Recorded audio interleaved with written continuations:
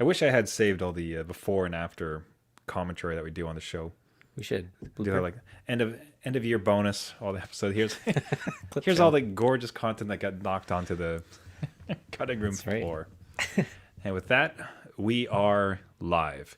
The adult beverages are poured. The kids are asleep. Welcome to New Dad Gaming, a show about fatherhood, gaming, and new fathers figuring out their gaming lives. My name is Trevor, and I have a 6-year-old and a 4-year-old. And I'm Jeff. I have an 11-year-old and an 8-year-old. So I was playing back through a couple games, including like Shadow of the Colossus, and I think something I realized is that ultimately I actually have a bit of a fear of giants. Oh, yeah? Yeah, you call it fee-fi phobia. Way to start it off. Wow, okay. He's back. He's back, ladies and gentlemen. 2022, dad jokes. Who would not like dad jokes? I don't get. They're perfect in every way. Again, in our house here, we rate them on a scale of 1 to 10. So my kids will just immediately responsibly be like, that's 7. Yes. Right. Just You know where you immediate stand. number, like Yeah. No, should like laugh or anything. Well, if it's laughing, it's a 10. That's a giveaway. Okay. But yeah, So you should give them placards so they can just like carry it on and hold it up. that's right. Now, people who do like our dad jokes are those who are leaving reviews. We got a couple of reviews this week on iTunes and Spotify. Everybody, thank you so much for that. I can't express enough how much it means to Jeff and I when you leave a review and a rating on iTunes, Spotify, any of the platforms. This week came from a friend of the show, Jordan LaRose. Now, most interestingly is he didn't leave his name and didn't leave a call out on the review. It was just a really nice sentiment. Beer and Dad Life 101. Really enjoying the show, guys. Length is great, and the conversation is something I look forward to each week. Cheers. But haha, we have you on Twitter, so we can call you out as a big thank you. And even further, though, Jordan is a podcaster himself. So not only is he Canadian, much like me and Jeff, also has a podcast called Royal City Gaming. So if you look up for a podcast, another one to check out, Royal City Gaming. A weekly gaming podcast releasing every Friday about video games, movie, and all things dad. So right in our wheelhouse, we love to see it. Jordan, Thank you so much for the review. That means so much to us. Now, in addition, we had another call out from a friend of the show, Tori D, and that's at Shifty25 on Twitter, with what looks to be legalized poison, Jeff. Yeah, this is a different type of call out. when you say Terrifying. So he says, this has to be the strongest beer I've ever had. He's replying to our tweet announcing the last show's episode. This has to be the strongest beer I've ever tried. I challenge y'all to give it a shot as it's got a heck of a bite. Bite being very apropos as it's called Dragon's Milk. Bourbon barrel aged stout at 11%. I'm pretty sure it's just melting the bottle. It's just bourbon. It's not bourbon aged. It's just bourbon. Like, that's crazy. Looking forward to that show when that happens, right? So we've taken a look so far. I haven't seen it available. I'm going to keep my eye on it. That would be. I don't know if I'd want to record the official podcast while downing this beer because it would get very sloppy towards the end. But Yeah. would love to try to get as soon as we can find it. We're going to try to have it on the show. Yeah. Thanks so much, Tori, for the call out there. Now, it's calling us out on Twitter. Our Twitter handle is at New Dad Gaming. Very apropos because that's the name of the show. Usernames can be very important. And Jeff, It kind of seems like you had a bit of a situation with the usernames and your kids. So, yeah, my kids are now older, again, 8 and 11, and they're starting to get into their own like online space, even so much so as buying digital games under their profile name. Yeah, So and your son is a pro Minecraft player at this That's stage, right. too. That's right. So you got to make your name for yourself. You start now, right? So I, talking this over with my kids, I'm like, okay, do you remember how hard it was to name them? To name your kids, picking out names. Maybe you had one in your mind, but then the second one's a problem because you took your best one for the first one. But You don't say that. shh, they might listen to this later. Your second choice. But it takes some thought because like a name says a lot, like what you put into it, what others put into it. So with an online profile, it's kind of like naming your kid all over again. And do you let them pick out a name for themselves because I've heard their suggestions and I don't like them. I'm like, this is not what you want, because I've kept my online name from when the internet was born for, 30 years. So this is something that could live with them, at least with Nintendo if they buy games under them, right? Like, again, it's bound to an account. So do you let your kids pick their own name and have their ownership out of their, like, in that internet space, that alias is theirs, or do you guide them? Kind of. Yeah, I was going to say the kind of. So I don't think what you're suggesting is, much like you gave them their name without their consent, you will give them their username. I am your father. This is what you'll be known in Minecraft, damn it. It'll be like Junior, whatever my alias is, right? So like... Yeah, so Kingslayer 85. Exactly, Junior. Senior and Junior. It's done. That would be pretty dope. If you're like getting accosted in some online game by a team, and it's all just like Junior. Yeah. It's like, oh, how sweet is that? It's a family. But I think so. All you're advocating is the fact that we as gamers, we've all had an awful email, an awful username, awful gamer tag, whatever. And and then all your friends add you, and the pain of changing it is not necessarily worth it. It's a balance of like, how painful is it to change it versus how painful is it to keep being called this. Right. So, well, all you're suggesting is, as a dad, how much do you want to guide your kid with all the wisdom that years of gaming and being online has bestowed upon you? Did I summarize that right? Yeah, exactly. And just, again, maybe a little bit of a kicker is that most of the options are already gone. Oh, that's the worst. Right? So the conversation has gone like, okay, you guide them into a kind of a space that they are comfortable with, and then, nope, username's taken. That Steam username is taken. And then they start adding numbers to it. I'm like, no, don't be one of those. We don't want that Sharky Boy 66762. Like, no, not gonna work. So what was your angle on it? Was it because there's the obvious pitfalls of, Paw Patrol lover 25, and you're like, okay, like, I appreciate that you like Paw Patrol now. Yeah. But when you're 18, maybe that's not going to go. And then, or they'll say, Johnny Kill-A-Lot 69. You're like, okay, I know you see that number a lot online. Yeah. You should not use that for yourself in your username. So how have you navigated it? And has it just been, what do you like? And then you kind of like walk it back. Like, where are you at? Yeah. The conversation's kind of been scattered a little bit, especially with my older one, who he plays a lot of Minecraft, as we mentioned at the beginning of the show. So his initial reaction is like Headshot King. And I'm like, okay, let's not do that. One, it's gone. Two, kind of violent. Let's not go into that space. So like walking back from that, what do you like? What could be unique to you? And then he starts putting his name into it. I'm like, no. Okay, so now we're into safety online. Online safety. You never put your name in your alias or gamer tag. Even the email's linked to it. Probably shouldn't have your name on it. And don't say your name in the chats. Like, none of this, right? So we walked that back. Now, things he liked and that maybe were a bit unique. And I think we came up with something that worked. Okay. And that he was happy with, and I was happy with, and Steam was happy with, because no one had taken it. His second father, Steam. Yeah, exactly. Yeah. Okay. So that's good. Like, if any other gaming devs have had this scenario, we'd love to hear how you handled it. I remember this came up, I mentioned a few episodes ago, where to sign up for certain games, they needed emails. Right. And even if it was just going to be like local Minecraft, they had to have emails. Yep. And an entire Microsoft accounts for that, right? Perfect. Exactly. Yeah. Right. So I could care less for them to have emails, but it's like, I need to have an account so we can all game together. Fine, whatever. But there was that same inflection point where I don't want it to just be some random string of numbers. It'd be kind of cool if I could grab their name, like a decent representation of their name they could have as an email going forward. Right. That'd be awesome. So a lot of thought went into that. A mistake I realized I made was one of the usernames for my kid's Microsoft account, so we could all play Minecraft, which we'll talk about in a second, is like, he likes gymnastics. Like, he was in gymnastics currently. Yeah. And I just need to add some extra characters. And what I ended up with, without thinking, was Gymnasta. Okay. Gymnasta. I'm looking at it. I'm looking at it after the fact. And I'm like, that's not right, but No. it's not wrong, but it's definitely not right.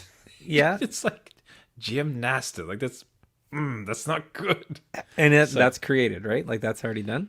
Yeah, Or- but that is going to get destroyed. That's like that's anyone who wants it, go ahead and take it. That is going to be off because like it's like that's just weird. Yeah. That- Well, some things need to be retired at Just certain points. sooner than later. Yeah.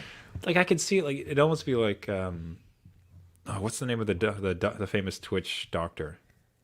Oh, Dr. Disrespect. Dr. Disrespect, right? You can see like Gymnasta. It almost feels like like they could partner up someday in a big collaboration. But That's right. Well, he's setting them up for a future. money day. We'll wait until they're 18. Hey, gaming dads, if you have any great stories about trying to name or give your kid a username and steering them with all of your gaming dad wisdom, would absolutely love to hear it. Reach out to us at New Dad Gaming or newdadgaming.com. Now, I alluded to the fact that we had gotten into some Minecraft. And what was most interesting about it was this is the first time it was a full family affair.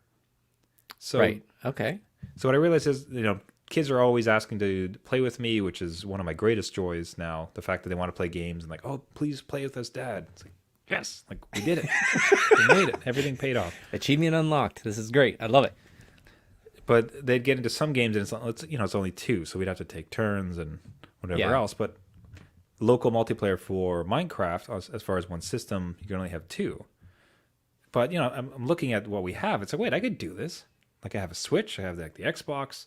So 2 kids on the Xbox and then me on the Switch. Okay. And the suggestion was there, like, okay, who wants to be on what system? Like, do one of you want to have the Switch? No, they both want the Xbox. And there it is. Like, there's all 3 of us. So I'm sitting there on the Switch. I'm sitting there trying to build like a beautiful little house, like carved out of a mountain. They're setting the village on fire with throwing TNT into the stuff I'm creating. It was a full family affair. Like, do you remember like the first time you'd had the full crew represented in a game? Yeah. It was funny because my son said, "Oh, okay, Dad, we need you to build part of the foundation of this house we want to build, right?" So I'm down there. My son's giving me orders. Sure, son, I'll do it. Whatever, role reversal, I got it. So I'm going down to build this hole for the foundation of this house that we're going to have. And I look up and all of a sudden it's black because he's filling the dirt in. Oh my God. On top of me. I'm like, thanks. This is amazing. This is what you want to do. And he's laughing his head off. So that was my experience. Like, it was funny, but a little bit, evil. Like, ha ha ha, Dad, you're buried now. I'm like, oh, great. Thanks. It's like, so your first act, son, was to put me into a coffin. Just to bury me. Like, literally bury me. You're not getting your inheritance. I'll take my PS5 to the grave. Thank you very much. Bury me with all my treasures.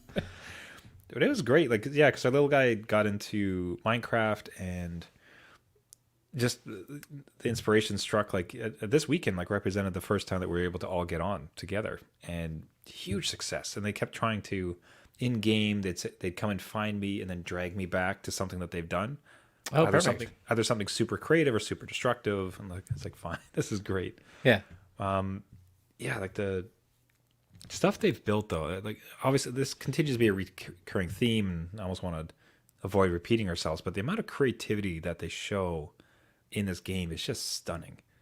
Like this, they built this house on top of, it would have been, God, it feels like 4 kilometers, like 6 miles, like high, and there's lava pouring off the side, and they built like horns onto it, and the excitement, especially that they had in showing it to me.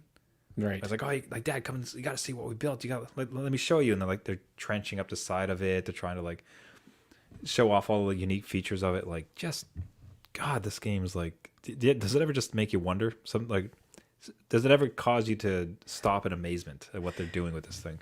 A lot of times, because you're just like, if you put all this energy into other things that I've asked you to do, it wouldn't be so hard. Like, again, my kids can create fantastic sculptures in Minecraft, and then outside of video games, they're like, I don't like art, or at least, well, my youngest likes to draw, but like we could sculpt with clay, and you could do that like you were in Minecraft. I'm like, no, not the same. I don't want to do it. No. And then we have tons of Lego. I'm literally looking at a tower of Lego over here.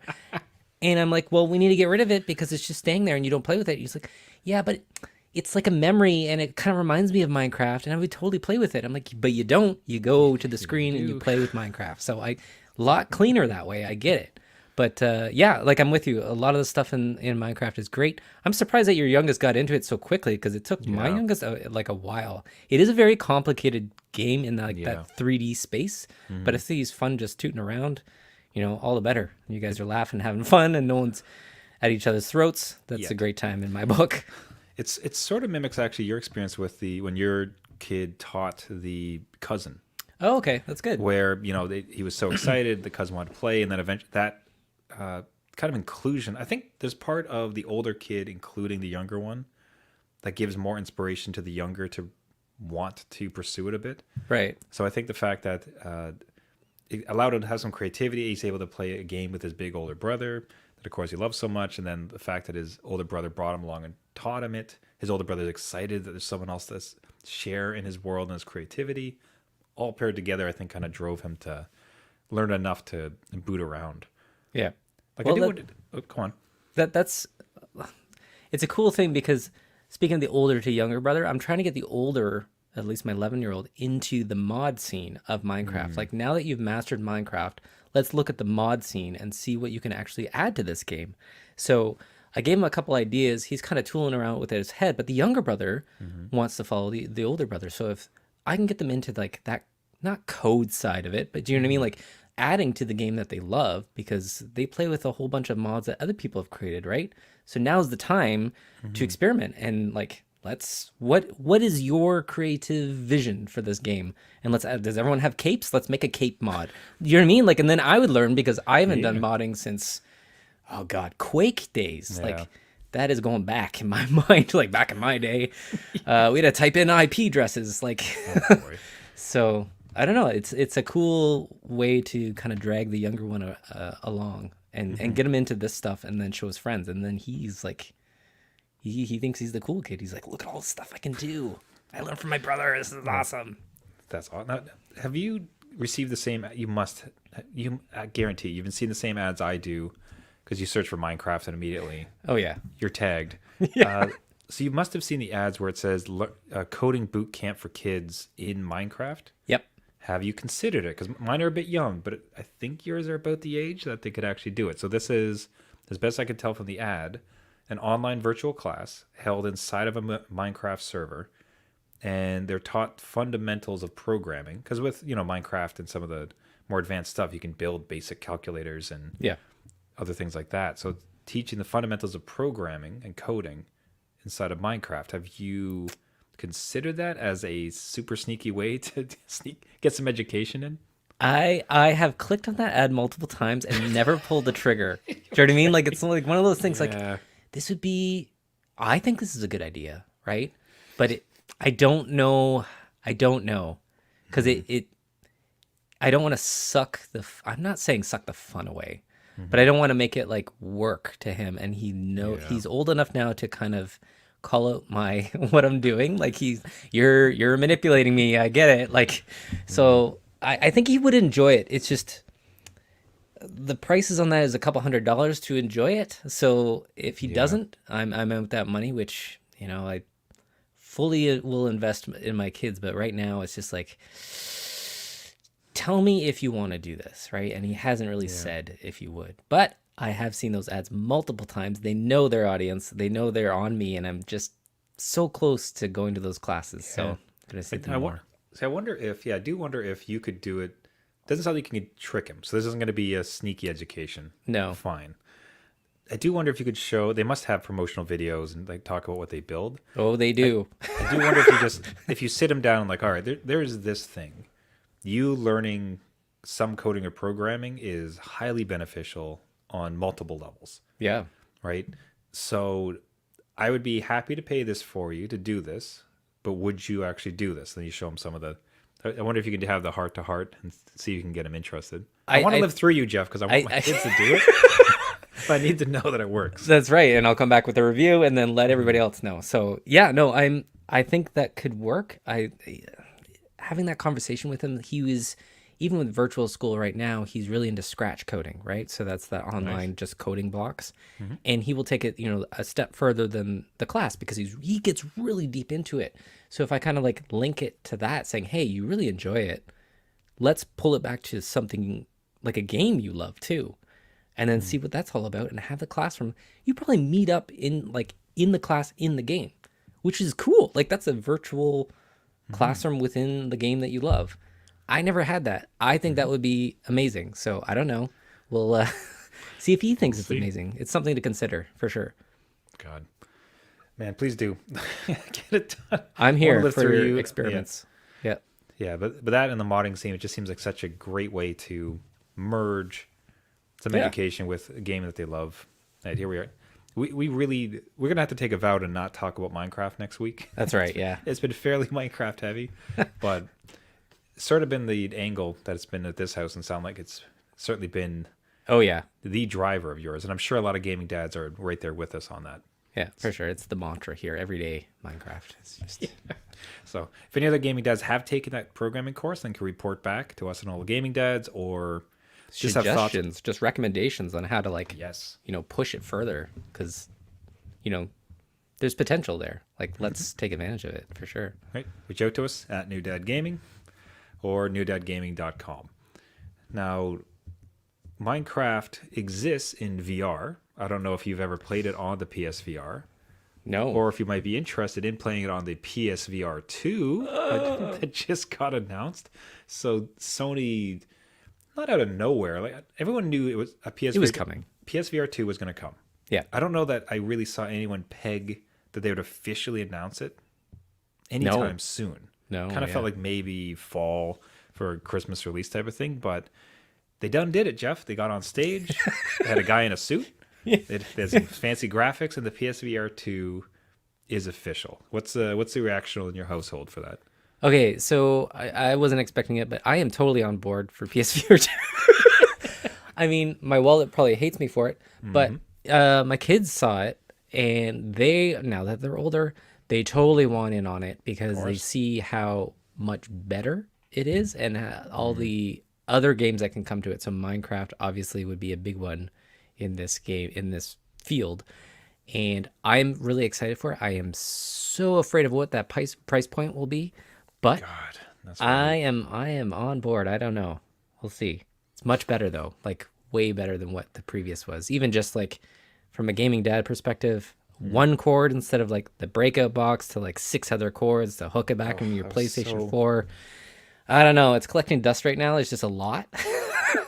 So I'll be the one to bite the bullet on this maybe, and then I'll lend it to you because that's what happened in the beginning, right? You let me circle. That's nice. Right. And then you'll buy it, and then that'll be the sales pitch. It's like, honey, like try this. You got to get it. Solving the challenges of setting it up. Now, I even at the time, I hated the cables in the boxes and everything else. And as a gaming dad, having all of those wires, those potential kid trip points, were kind of a non-starter.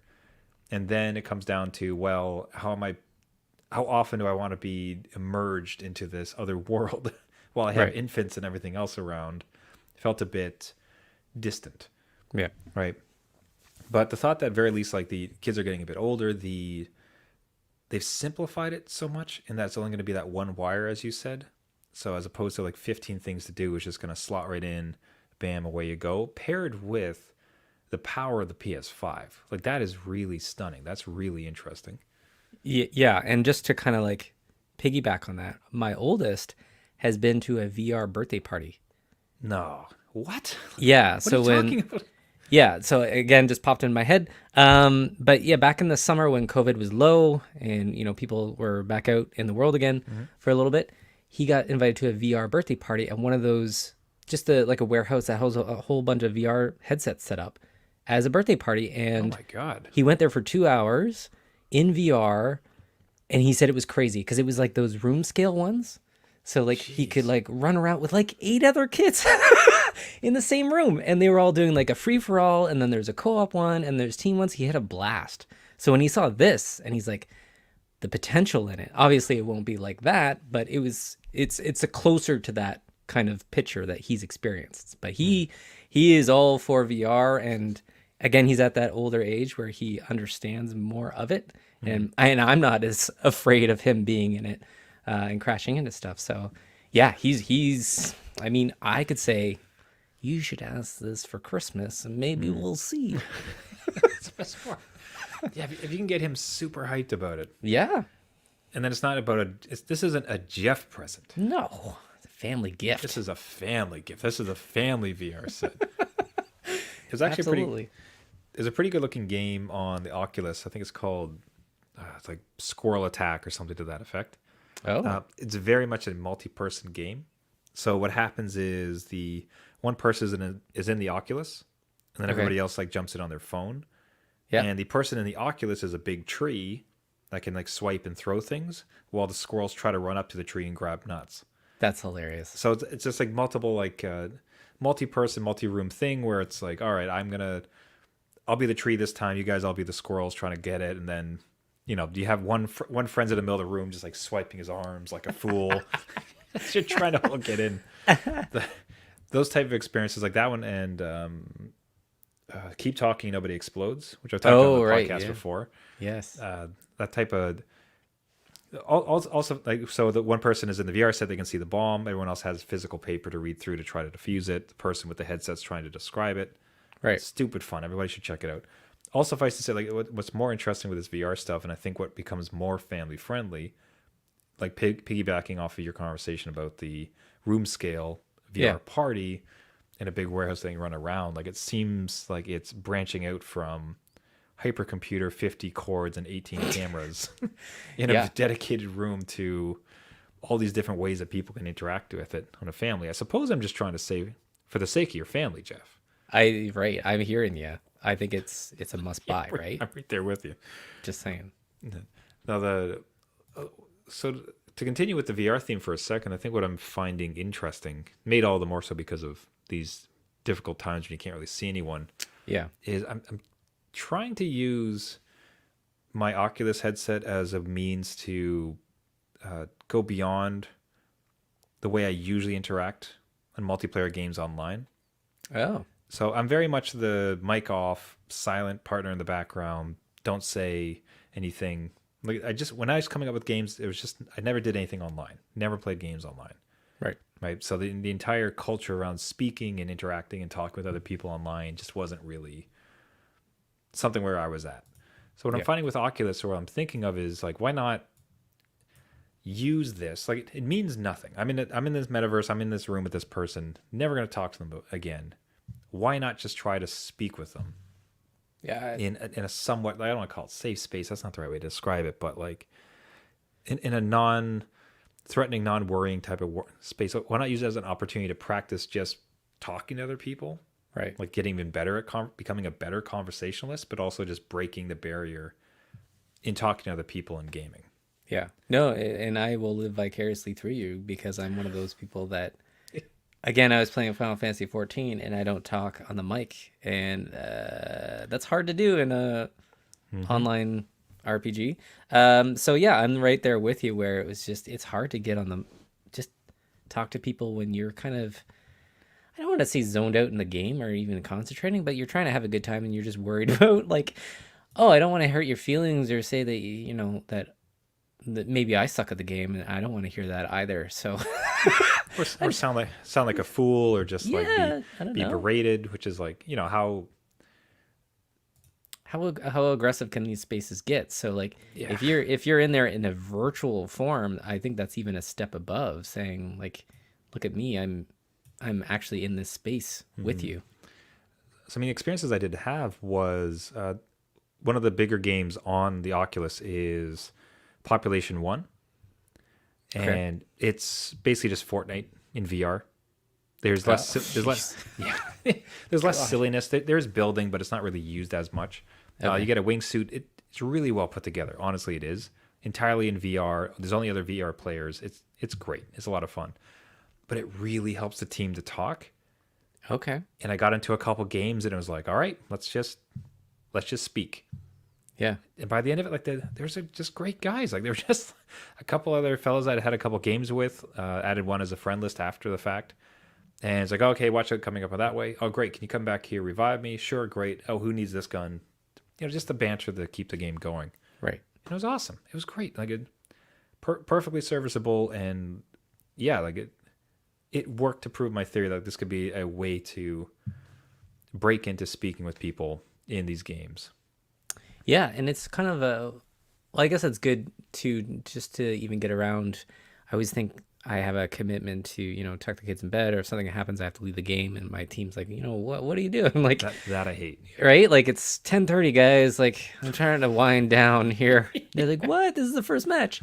So if you can, talk to your team and kind of like build that connection and be like, okay, guys, I have to hop out, and that's in like instead of texting in the chat, like, good game, I'm out, and people are kind of like pissed off about that. I think the connection through a vocal and audio, kind of like, hey guys, no, I got it, because there's inflection, right? There's subtlety that you can be like, I gotta go, I got life things, and I think more people are understanding about that, especially in a game like this where it's like a little bit laid back. It's not Call of Duty where people are like, what, you're leaving us down? Like, how are we gonna do this? So kudos to you, man. I don't know if I would do it, but again, if the PSVR 2 comes along, maybe I'll be in that space. I don't know. We'll see. Mics are non-optional in PSVR 2. You have to have it on at all times. You have to have a video. You have to stream on Twitch. Like, it'll happen.